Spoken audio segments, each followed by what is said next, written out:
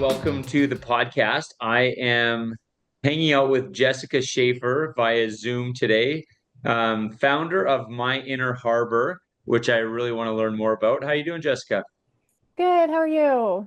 I'm Thanks for having me. fantastic. I was just saying I'm in cold Edmonton, Alberta today. So once I get my toque on, I have toque hair for the rest of the day, so it doesn't come off. Yes. Yep. And We you're in Nanaimo, correct? That's right. Yep. And I'm OBC, so it's not too cold. It's about 8 degrees here today. It's Yeah. raining, but yeah. Home of the Nanaimo bar. A lot of people don't actually believe that's true, but that is Yes, true.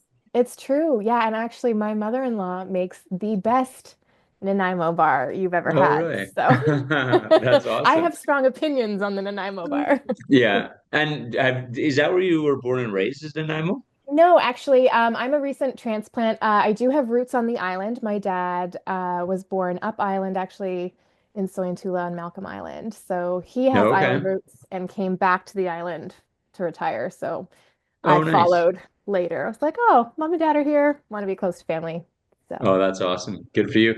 mhm. Okay, so I want to talk about my inner harbor, but I'm hoping to get a little bit of context of kind of where you came from so that we can understand kind of how you arrived at the idea of my inner harbor, and then we'll kind of talk about what that's all about. But you Absolutely. have a 10-year career, 10 year plus probably in the mental health world. So you have a master's of counseling psychology and a certificate in spiritual direction. Is that correct? That's right. Yeah. Yeah. So I Uh, did the spiritual direction certificate before going back for my master's. Okay. And that was sort of my first foray into like listening as a career, or as something that we as humans, we like to do productive work. We like to use our gifts in specific ways. And so that was sort of like, oh, I love this. It's all about the practice of just of being present to another person and how when you're truly present um, magic happens. And you can really Right. get into like, how are we doing? How are you doing? And yeah, what's moving or shifting or changing in your life? And what do we need to pay attention to? Um, so spiritual direction is a very little known practice. It comes out of religious communities, but it's used in almost every spiritual context in the world in different formats. So that's not like a full-time career. I was like, how can I do this more as a full-time career? So I went back and got my master's of counseling psychology and did one-on-one work with clients for the last 10 years. And so really they both play into the idea of my inner harbor in different ways. When I did my spiritual direction training initially, I was like, oh, someday I would love to run a retreat center. I'd love to like have a beautiful, calm, peaceful space where people can come and rest and have that sense of being connected to something larger than them and to themselves. Um, and then I totally forgot about that dream. That was my early 20s. And I went into counseling. And then um, probably it was 3 years ago that the idea popped into my head. It was one of those moments of like, I don't know if you've seen Elizabeth Gilbert's TED Talk on genius and how like ideas are always like floating through the air and like you just have to be receptive to them. And I love that concept. And I went to take a nap actually, and I lay down and I was still thinking about some of the work I had been doing with clients that week. And all of a sudden I was like, what if there was a place where they could do their self-care because they can't do it at home? And then I just didn't sleep because I was like, and it would look like this, and we could Oh, do that. nice. And then what about this? And I was like, never mind, no nap today. Um, so that was 3 years ago, and I still had very small children. My littlest was 2 at the time, so I was like, okay, this is a fabulous idea, but not something I can execute right now. Um, Right. so I sort of put it on the back burner, and it was tucked in there. And kind of every time I would sit with clients who were like, "Oh, like I want to do my self-care. I know what I want to do. It's just that my table is covered with Lego, and I have to clean all of that up before I can get out my watercolors. And so I just don't even do it, and I sit on the couch and I scroll instead." And I'm like, "Yeah, I get it. I have kids Yeah. too, you know." So, um, finally. the time felt right. In the last year, I knew that I was wanting to wrap up working long distance. I was still working online with clients in Ontario, where I moved from. And so, and my littlest went into kindergarten this year, so he's in school full time. So it felt like good timing to sort of say, what if I tried something new? What if I actually made this place happen? And then I started working on it and realized, oh, this is my retreat center. Oh, wow. This is my retreat center. This is what I wanted. And it was so like fascinating to kind of full circle back to that dream from 20 years ago. So, Oh, I love that. I love yeah. that. So, a couple of things that I was curious about. Actually, when I think about what I try to focus on a daily basis, like through Explore 4, which is really trying to focus on addressing my health, so mind, body, soul. One thing that occurred to me as you were describing kind of your spiritual certificate, and then thinking about your master's in psychology. Um, it, is there Are you able, with those two kind of areas of education, are you able to kind of blend the mental health and spiritual health components together? Does that make sense? Like kind of addressing both at Yes. the same time? Yeah, that's my ideal work is that Hmm. blending. It's not always so obviously when you're practicing mental health, there are certain ethical boundaries and you want to work with what your clients' stated goals and wishes are. So a lot of clients don't have a particular spiritual practice or a spiritual lens and don't necessarily feel comfortable bringing that into a therapeutic relationship, but some clients do, and that's a really beautiful pairing because it enhances your mental health work so much to be able to bring in um, spiritual practices or belief systems or that sense of connection, whether you actually have a specific religion or not. We all need that sense of like, actually, I am connected to something larger. Hmm. Um, Hmm. Whatever name we give that, however we picture that sense of connection is vital to our species. Actually, there's a really fascinating book called The Spiritual Child that talks about how spirituality is actually almost like a sixth sense. And a neuro scientist, psychiatrist combo in the States has done a lot of research on why are we spiritual as human beings? Where did this come from? Why did we develop this? And she quantifies it as a sixth sense, like smell or sight or taste. Hmm. It's just something that's innate to us, and it gives our species that ability to really connect and have that sense of meaning and purpose in life. Right. So yeah, so when you can tap into that piece and do the mental health work, it's really amplified because you have that larger sense of I'm not alone. I have something bigger to tap into that can Hmm. offer me strength or compassion. Um, and that really helps with that feeling of loneliness that is at the root cause of a lot of our mental health struggles. So So, and I like that. There's two things that you said over your career in mental health, kind of two themes that emerge is I think how you put it. So number one, actually practicing good self-care is hard. So when you say self-care, what does that mean? yeah, um, quite literally, it means, the the basic practices that let you know that you're caring for yourself. So it's almost sometimes easier to picture like if you're caring for your pet or you're caring for your child, there's really basic things that have to be done. They need to eat, they need water, they need a somewhere safe to sleep, they need grooming or care, clothes, whatever it is. There's Hmm. really basic things. And those are great to cover, and that most of us can do those things. But immediately above that basic level is stuff like connection, stuff like feeling like your pet wants to feel connected. Your dog wants attention from you. Take Hmm. me for a walk. Love me. Give me time. Kids need that so badly too. Give me time. Show me that I'm important. Show me that you care.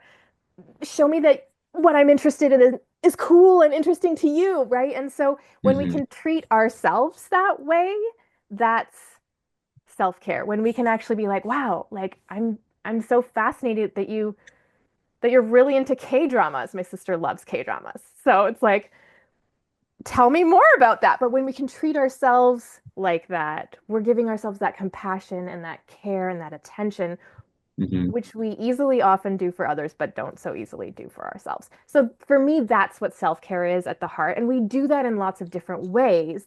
Those are methods. Methods of self-care might be like, oh, I can tell I'm really stressed out and a massage would really help. Running, fabulous method of self-care. I know I need those endorphins. I know I need to move my body. I know it's going to clear my head if I go for that run. But it's the internal motivation piece that makes you make that decision to go do that method. That's the actual self-care. Like giving Okay. yourself the permission. Oh, I know that's really going to help me and I'm going to do it. Yeah. And that's actually a huge hump for a lot of people.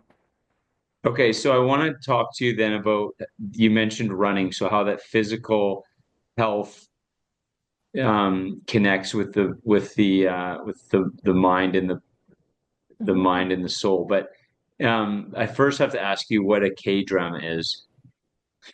Oh, it's a Korean drama. Okay, So yeah. Korean TV, and they're fascinating. And there's a huge subculture of North Americans Okay. that are now really into K-pop, K-dramas. Oh, K-lit is okay. coming out too. So, Nice. Okay. yeah. I learned something new. So you have this connection then with your spiritual certificate and your psychology background. Um, so that's your mind, that's your body, sorry, your mind and your soul components. But you mentioned running, and so for me, running actually is a really important daily activity for me.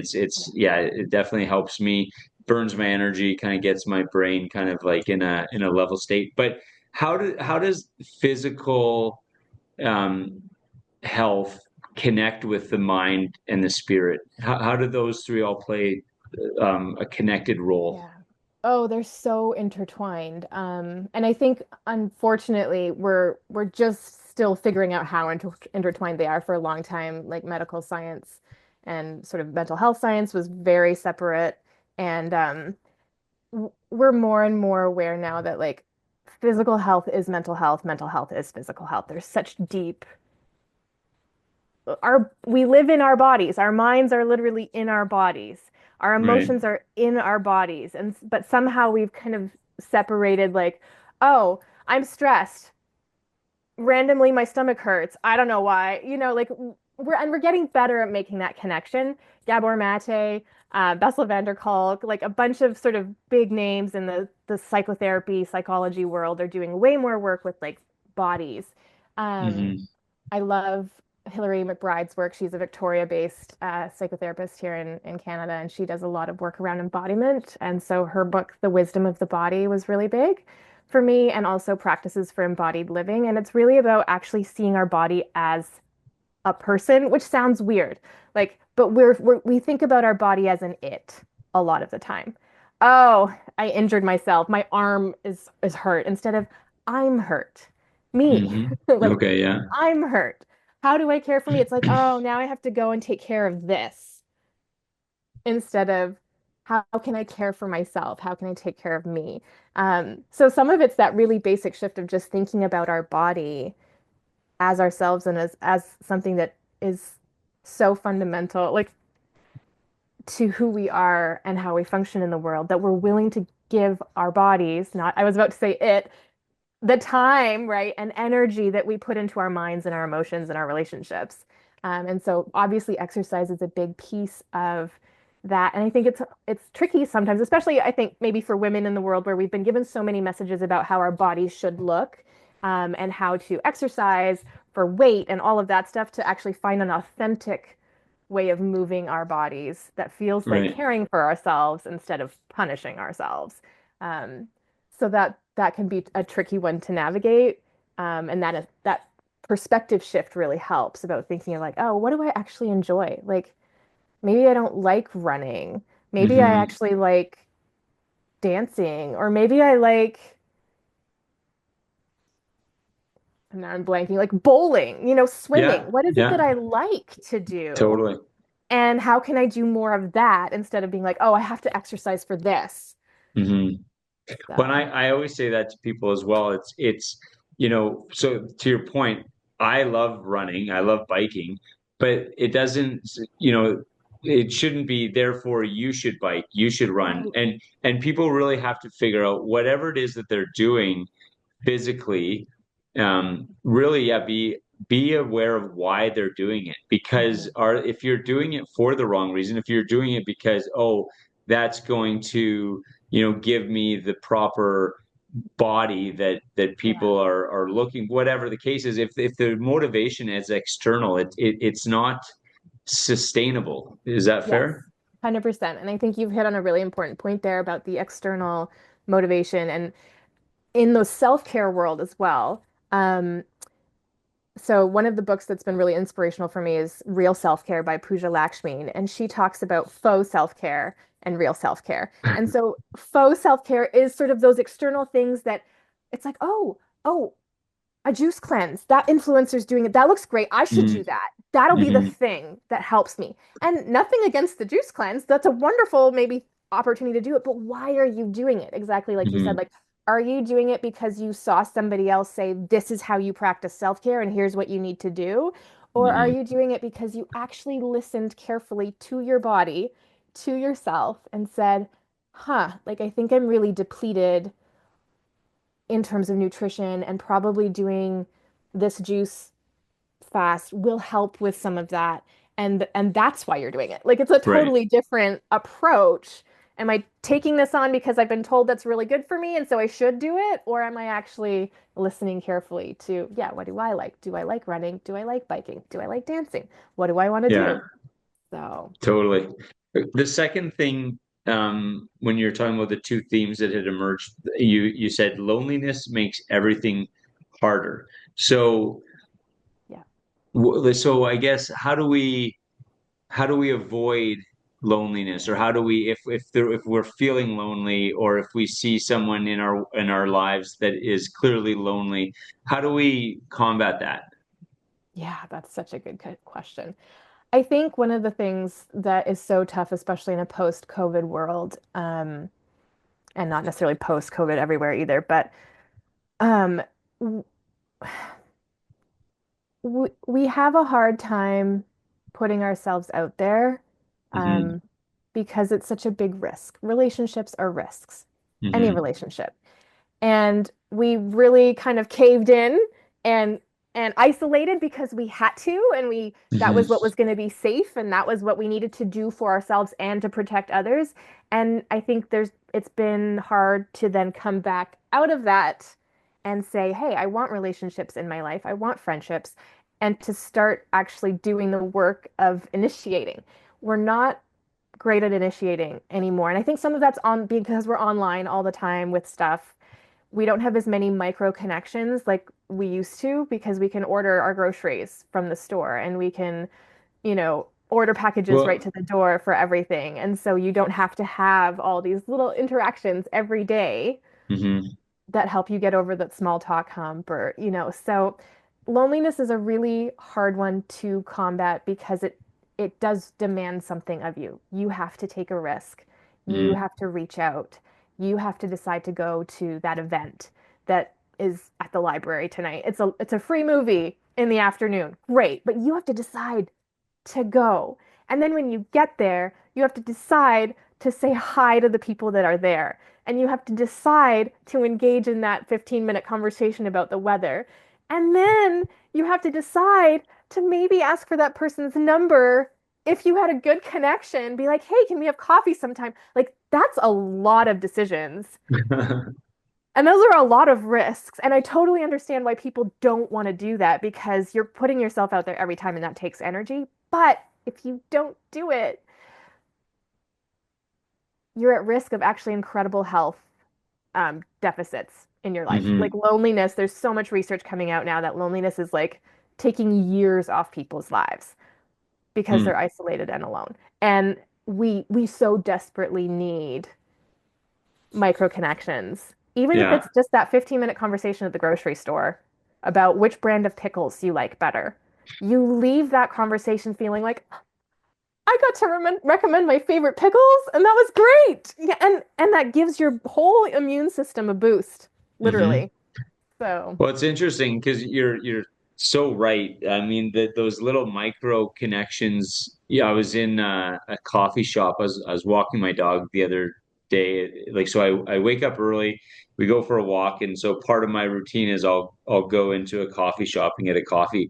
But I'm watching as I'm in line to order my coffee, and more than half the people are just walking in, grabbing their coffee and going because they've ordered it on their Yeah. app, and now they're not even, so even that little micro connection, which is just to say hi and order a coffee, is gone Mhm. for, a Yeah. large majority of people. So it's all those little things, and before you know it, you literally can go through a full day without talking to anybody, and then if you compound that over time, it actually becomes hard to talk to people because that Yeah. muscle has not been exercised. Yeah. And what's fascinating is I just read this really interesting book called Cured by Jeffrey Rediger. I'm pretty sure that was the last name. And he's studied the science of spontaneous healing, which is a really fascinating topic. But he talks about microconnections, and actually the study, some of the studies show that sure, you might call your best friend or you call your mom or your dad or someone that you feel a lovely, positive connection with. Hmm. But unfortunately, because it's virtual, it actually doesn't have as much power as the Mm. in-person 2-minute interaction you had with the barista to order your coffee, which Oh, I think wow. is fascinating. Like, Hmm. because we think probably, like, oh, I'm calling my mom regularly, I'm calling my best friend regularly, I've got my social life covered. Hmm. No, you don't. Yeah. Like, so, Yeah, yeah, that is interesting. And so I will say, do not, like, I don't put those apps on my phone because I'm like, yeah, I want to order from the barista. yeah, It's those little things. A friend of mine, he runs an organization called Genwell, which is out of Ontario, and so they did a Talking with Strangers initiative a couple of weeks ago. So I happened to be in Banff because my main company is called Alberta Beer Festival, so we do beer festivals across Alberta. So we do it in Banff. So anyway, I was in town, and so I told him, I said, I'll go to a coffee shop there, and I will just I'll do that. So I brought my camera with me, and I just did like um, random conversations with strangers, and I sent him some clips for the campaign, but I will say it was hard, and a lot of yeah, people looked at me like I was an idiot, but it was yep, really interesting, the conversations that I got to have. yeah, I met people from all across, across Canada. One lady was from Florida. I talked to some locals, and it was one of those, like you said, you have to be courageous because it's like I felt like an hmm idiot, going up to hmm people like, hey, can I buy a coffee and have a chat? And they're like, oh, I don't know, but yep, it was super fun. Like when I got into a groove kind of thing. So yeah, I think people, as yeah. much as they fear that, I think getting over that hump is really really worth it. Yeah, and often I think one of the things that helps is just having like one or two good questions in your back pocket Yeah. that are sort of those icebreaker questions that everyone loves to be able to tell a story about themselves, right? Like if you ask me like, what's your favorite childhood memory of holiday season?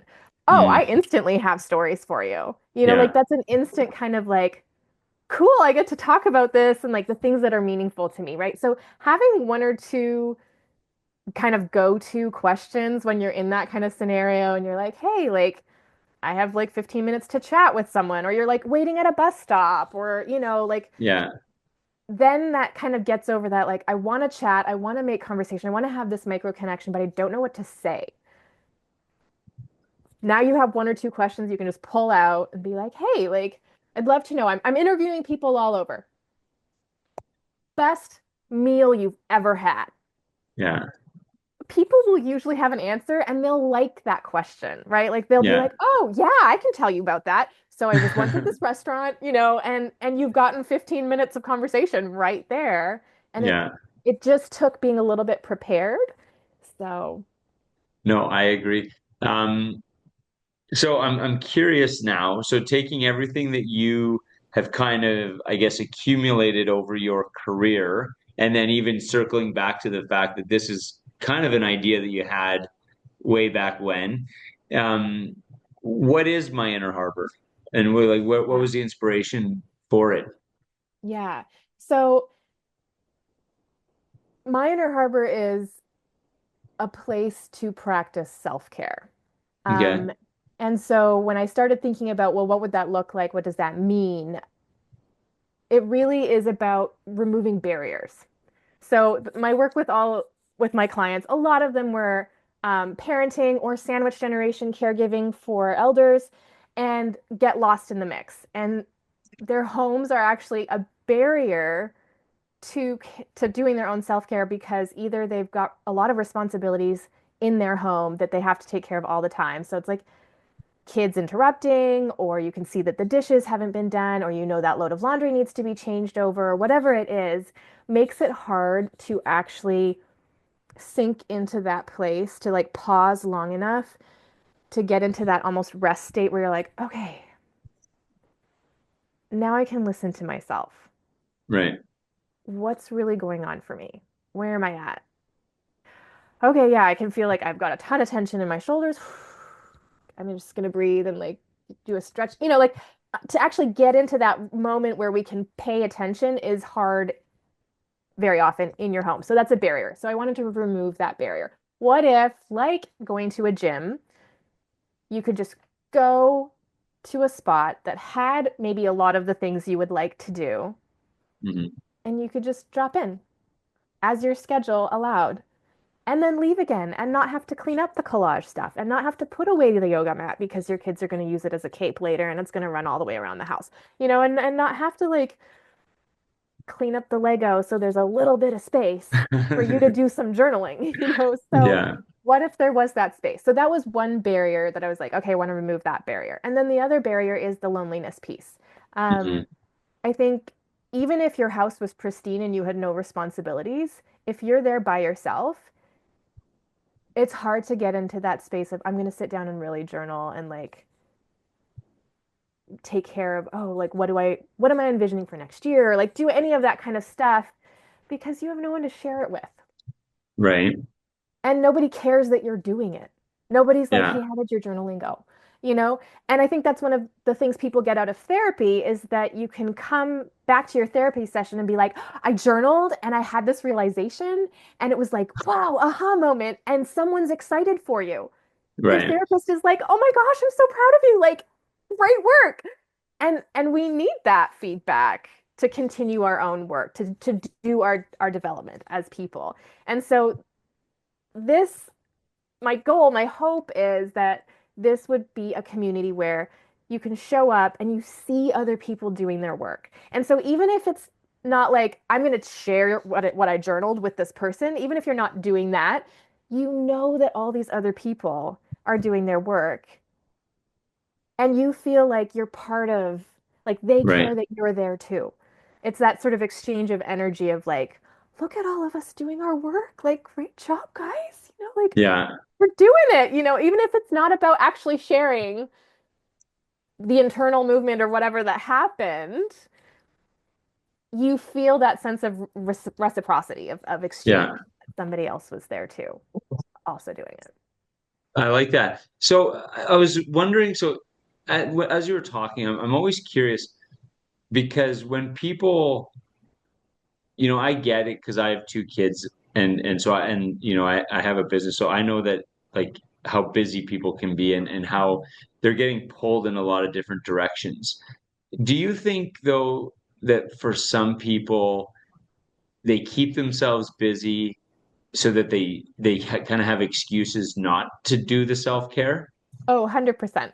100%. Yeah. That's, I think that that's one of the, like, the critical step is to realize, like, oh, I'm actually avoiding myself Hmm. by doing all this stuff. And there are definitely seasons of life where you don't have a choice, really. Newborn season would be one of those. Like it's very intense, it's very all encompassing, and you Hmm. have like just the minutest pockets of time to actually like take a shower or care for yourself in any way. So I'm not talking about those seasons of life necessarily, but as the kids get older, it's easy to sort of stay in that like it's all about them and just like do their stuff and like Hmm. go, go, go, go, soccer, new clothes, school starting. And at that point, it is sort of like, okay, but what about you? Hmm. And if you're not taking care of you, why not? Hmm. And there's lots of good reasons for why not. Sometimes we have past trauma that makes it really uncomfortable to take a look at ourselves and like see how we're actually doing because nobody did that for us as a child. And so we don't actually have those skills. And that's where therapy can be so and is so important for people to actually build some skills in distress tolerance, in emotions, to actually have language for what they're feeling, to actually have language for what to start saying what they need. Are they allowed to even need anything? No, usually not. But you have to learn how to need something, right? So my hope is that my inner harbor would be sort of a support system to that. Right. People who are already kind of like, oh, yeah, yeah, I should take a look at myself this way and how and where and then this would be a place to come and be like, "Oh, I can practice stuff here. I can explore things here." Because not every self-care method is a one size fits all, like we talked about earlier. Not everyone's going to run. Not everyone's going to do breath work. Not everyone wants to collage. Not everyone wants to journal. But there's enough options that you could sort of dabble and be like, oh, well, maybe I don't like meditation, but maybe I like some somatic body work like butterfly hug. Oh, I like that. I like rocking. Rocking is good, and choosing things that then you can take home with you as well. Yeah. And then No, you've I got like options. that. Um, the one of the quotes you had was potential.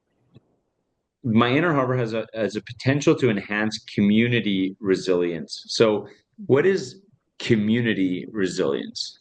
Mm. So I think one of the one of the things that I started feeling about therapy um, was that unfortunately it's so individualistic. It's one-on-one, and I can help you do a Hmm. little bit of work, but I can't be your friend and I can't be there all the time. And so what we actually all need is people around us who are also doing their own work and are supportive. And that actually gives us energy and inspiration to Hmm. continue what we're doing. So, community resilience is actually about like, we're sharing that we're all in progress. We're sharing that we all struggle, and I have this and I have that, and it's hard, but we're in it together. And because we're in it together and we have that feeling of like, oh, I know this girlfriend's struggling with this, and I know this girlfriend's struggling with this, and I've shared that this is really hard. Instead, you'd think that would kind of bog you all down, but actually, when we've shared it on that sense of like, I just need you to know what I'm going through, we Hmm. all feel like, oh, somebody at least is with me in this. I can Yeah. I can go and be like, I have to do this thing again. Ouch. And just that ouch response is like, somebody gets it. Hmm. So community resilience is that sort of like we're in this together. And then we can actually do those hard things with more capacity because we know we've got backup. We can be like, I did it. I went to that interview, or like, I had Yeah. that conversation with my parents, or whatever it is.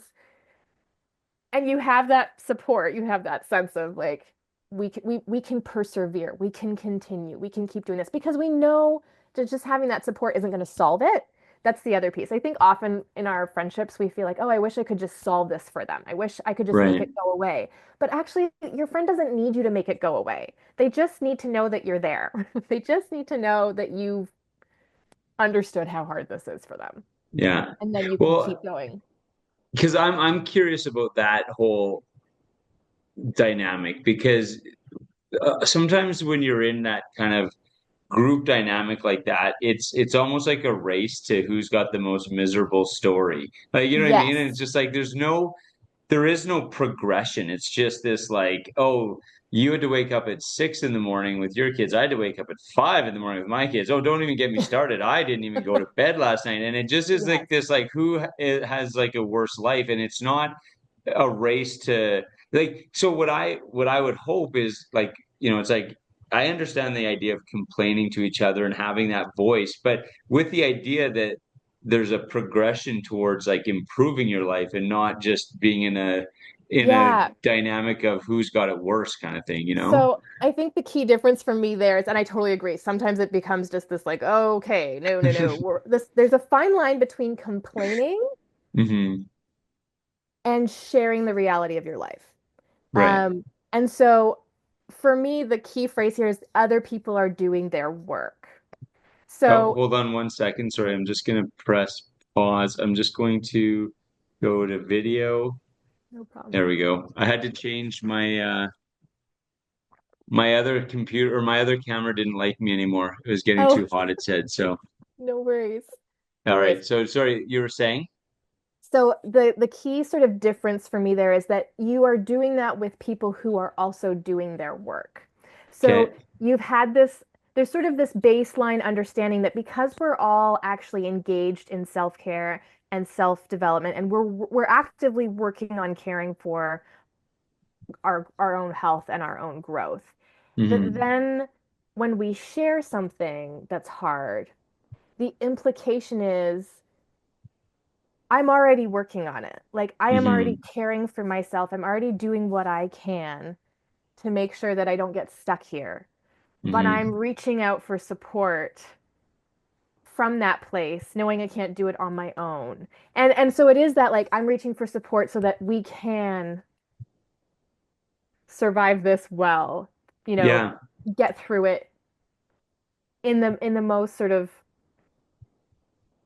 holistic way we can. So Yeah. yeah, so there's sort of that there's a distinction between complaining and sharing your reality. Um, and it needs that foundation. So you're not going to do this with everyone.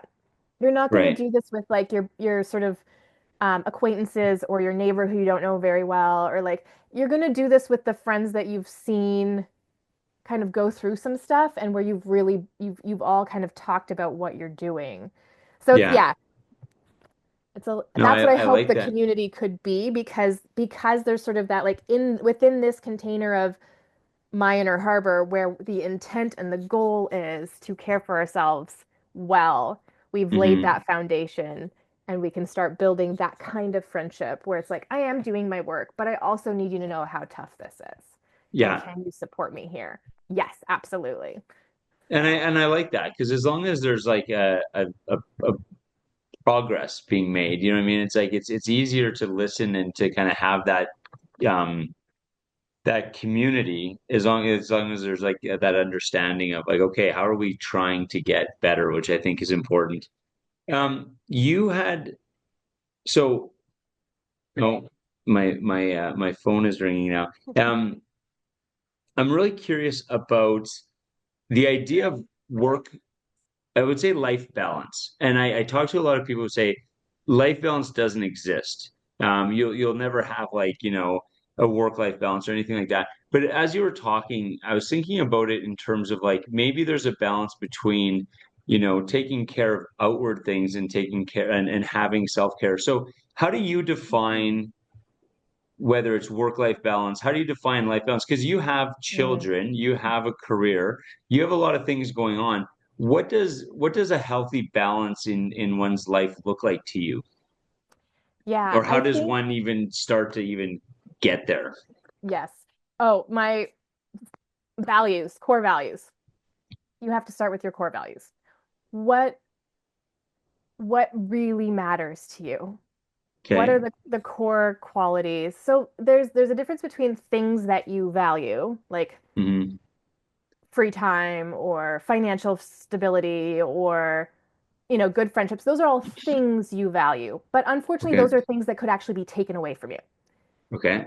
unexpectedly. You could lose a friendship, your financial stability could get wrecked for some reason. Those are things that are not intrinsic to who you are.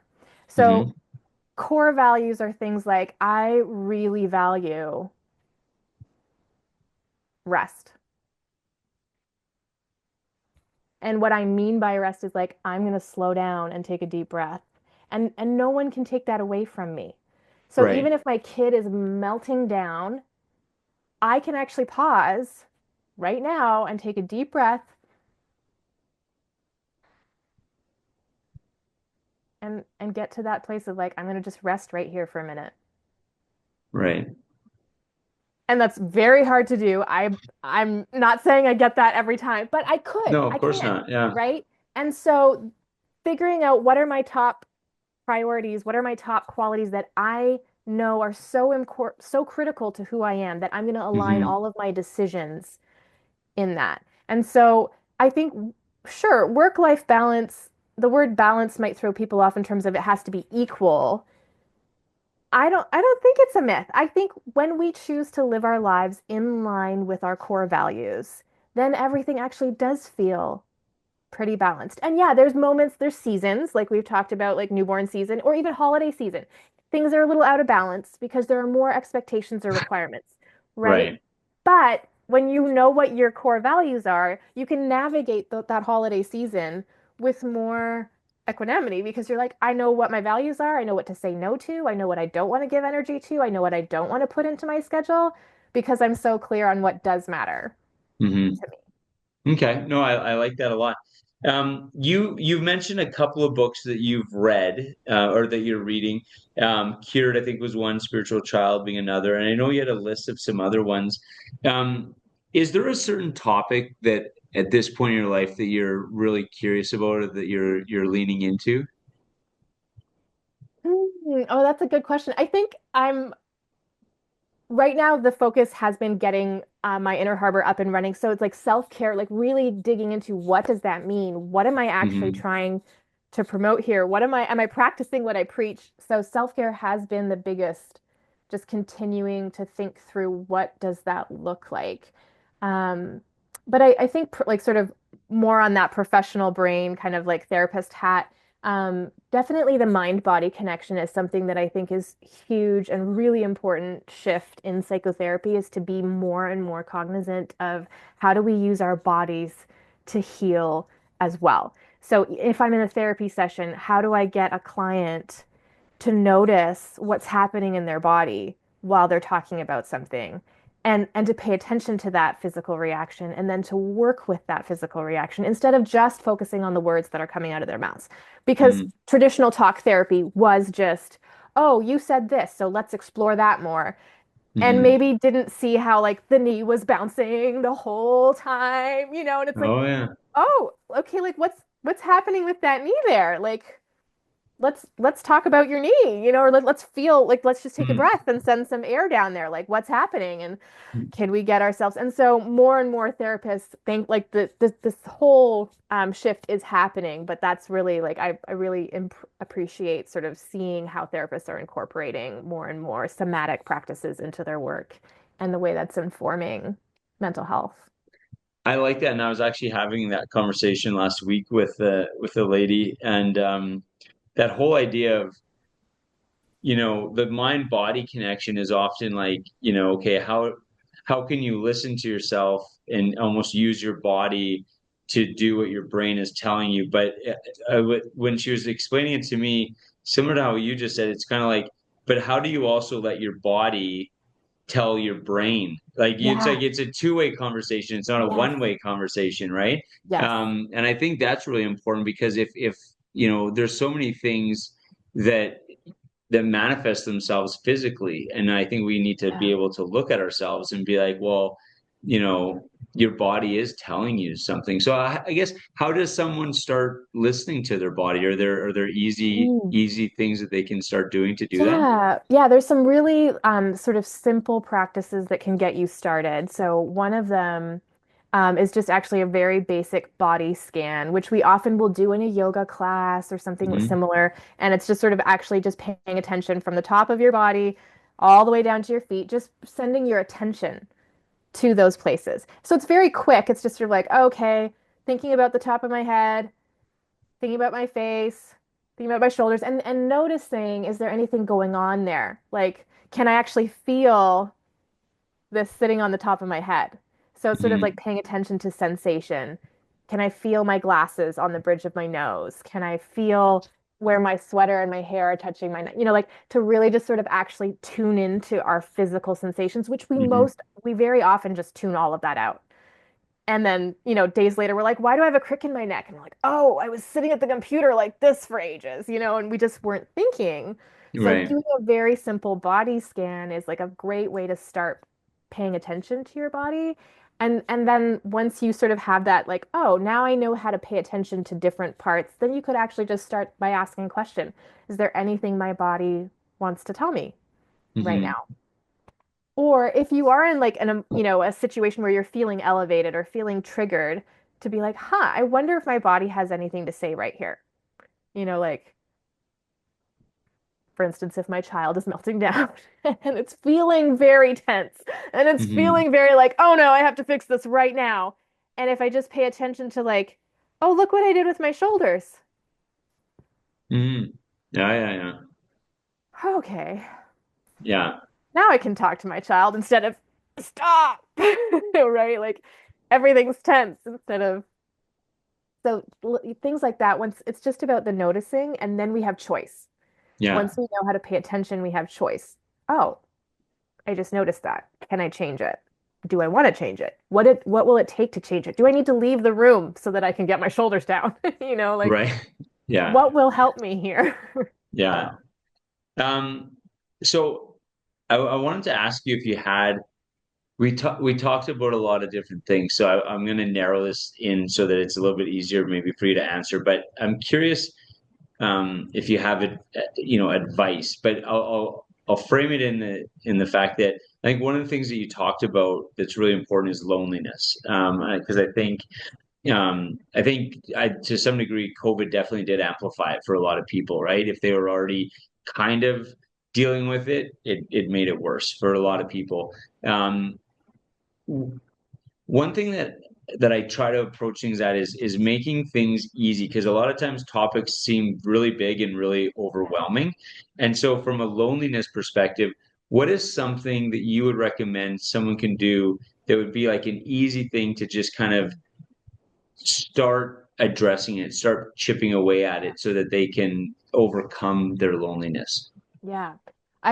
I really loved that the part of that book Cured that talked about micro connections because it was actually so hopeful that little conversations with the grocery store cashier are Hmm. actually very impactful to our immune system, to our vagus nerve, to the paras, like all of like if you want to get into specific details, he's got it all in there, how it impacts your Yeah. physical response, and how that impacts your mental health response. So I think for a lot of people who are maybe struggling, just actually knowing that those little interactions are important, are valuable, can Hmm. help be like, oh, I am going to talk to the clerk when I get to the grocery store. I'm not going to use Right. self-checkout.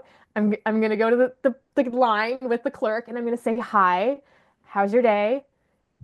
Thanks. And that 30-second conversation to actually already be like, huh, that was good for me Hmm. to have that sense of it was valuable because I think we do have this sense of like, oh, I'm lonely, I should make friends, and then we leap ahead to like, how do I make friends? Like friends are hard. Like where do I even meet them? And then we just don't even do it. Whereas if we start with like, hey, I could go to the local library Hmm. and I could talk to the librarian and ask them for a book recommendation. And Yeah. that's 3 or 4 minutes of conversation. Probably really fun for the librarian because they love recommending books, right? So they're going to have a very positive response to that request. And then you soak up that positivity, and that's already given you that little boost of like, oh, I interacted with someone. So those are like really tiny steps that you could Hmm. take. I'm going to make sure I go to the grocery store today. I'm going to make sure I get to the library today. I'm going to see if the library has any free events that they're hosting. They have so much great stuff that they do. Our local library does for sure, anyway. And then there's other like the community rec programs are really accessible here in Nanaimo, at least. Is there maybe a class I would be interested in signing up for? Yeah. And that's not a huge commitment. They're often like 4 weeks. They're an hour a week. And and it just gives you that something to look forward to, that one scheduled thing.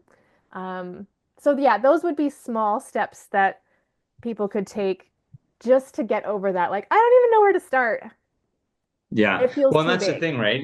When you look at it as in an overall issue, it looks overwhelming. So it's like, yeah, how do you chip away at it? Mhm. One thing that I've talked to a few people um, in different situations where they're volunteering for things, Yes. and I'll ask them like why. Oh, so like, why did you decide to volunteer in this? And a lot of times it's like, well, I just moved to town, and it's their way of connecting Yeah. to the community and getting to meet Yeah. people and being a part of something. So I thought that was pretty Yeah. important too. Here's a really weird question. So my friend moved from Edmonton, which is a relatively big city. It's I think 1 million people. Um, he moved for work to Regina, which is quite a bit smaller. But what Yeah. he said, because I was asking him how he liked the move, and he said everybody talks to you here. Like, so that was what reminded me when he's like, you're in the grocery store lineup and this person's talking to me like we've known each other for 10 years, and he's I just love like, it. it's awesome, like everybody's so friendly. Do you find that like Mhm. you like Nanaimo's a relatively small city? Do you find that it's maybe a little bit easier in the smaller communities typically? That's a really good question. It's funny because I actually lived in an even smaller community in Ontario before we moved here. And I don't know if it's just because geographically it was a bedroom community to Toronto. So lots of people are getting up at 6, leaving back at Right, 6. And so they're not actually in town. I find Nanaimo way friendlier than where I was before. So I'm not sure if it's about the size or if it's partly about the culture of the place. The right, West Coast is very relaxed. It's very like go with the flow, chill, yeah, which Ontario is not so much. Um, so yeah, so I don't know if it's more about, and it strikes me that Saskatchewan would also be very like warm and neighborly and like that yeah, that's sort yeah, of some of the vibe that you get. I have good friends that have lived in Saskatchewan as well. So yeah, I'm not sure if it's about size or about culture, but also maybe what you are putting out there because yes, yeah, many different, I've had lots of friends that have moved to Nanaimo in the last few years as well.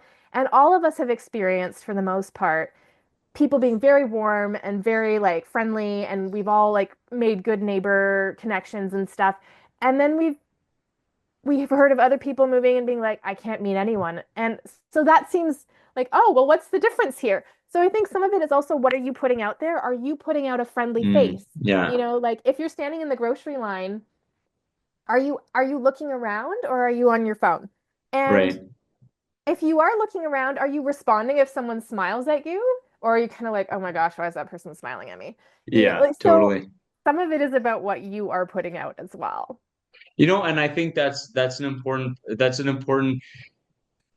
thing to consider, which is, yeah, it is, people say the world is a mirror. And people don't like to hear that, but yeah, sometimes, if there's a constant, you know, people aren't being receptive. It's just like, okay, well, you have to really think about how are you interacting with the Yeah. environment and with the world. And Yeah. I know I've had to have that self-reflection many times because like, wait a second, there's one constant in all these situations, and that constant is me. So Yeah. yeah, Yeah, and absolutely. that's really good self-listening. Like, oh, okay, yeah. What is it that I need to look at here? Yeah, What is it that I yeah, would like to shift so that my experience of the world is better? yeah, absolutely. So this is a really exciting concept that you're working on. I typically would ask somebody like, what is your next adventure? But it sounds to me that you're kind of living in your next Yes. adventure, which is My Inner Harbor. So what does the next step in that adventure look like then? Like, how far Yeah. along are you on the journey? We're so brand new. Yeah, I just opened November 6th, so it's like a month old. And we're still very much in like the sort of getting the word out there phase, helping people Right. understand we're here and this is what we do and this is the goal. And there's been so much positive feedback and lots of great reception. Um, so yeah, the next step is actually just growing the community, like helping.